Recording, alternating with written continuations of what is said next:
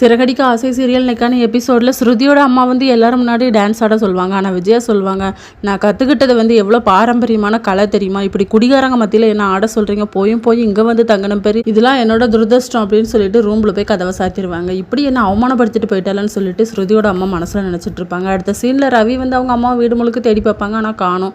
ஒன்னால தான் மம்மி எங்கள் ஆண்டி இந்த வீட்டை விட்டு வெளியே போயிட்டாங்க, எல்லாரும் முன்னாடி இப்படியா டான்ஸ் ஆட சொல்வேன், அவங்களுக்கு இதெல்லாம் பழக்கமா, நீ அவமானப்படுத்திட்ட அப்படின்னு சொல்லும்போது அவங்களுக்கு ஆல்ரெடி இங்கே ஃபுட் எல்லாமே ஒத்துக்காமல் தான் இருந்துச்சு, மற்றபடி நான் டான்ஸ் ஆட சொன்னேன், இதில் என்னது இருக்குது அப்படிங்கிற மாதிரி தான் சொல்லுவாங்க. அடுத்த சீனில் முத்துமீனா 2 பேருமே ஸ்போக்கன் இங்கிலீஷ் கிளாஸில் வந்து கிளாஸ் நடந்துகிட்டு இருக்கோம். அப்போ கரெக்டாக ரவி ஸ்ருதி வருவாங்க. அம்மா இப்படி காணும், வீட்டை விட்டு வெளியே போயிட்டாங்க அப்படின்னு சொல்லிட்டு நடந்த விஷயத்த எல்லாமே சொல்லிட்டு இருப்பாங்க. எப்படியாவது தேடி கண்டுபிடிக்கணும் அப்படின்னு சொல்லிட்டு.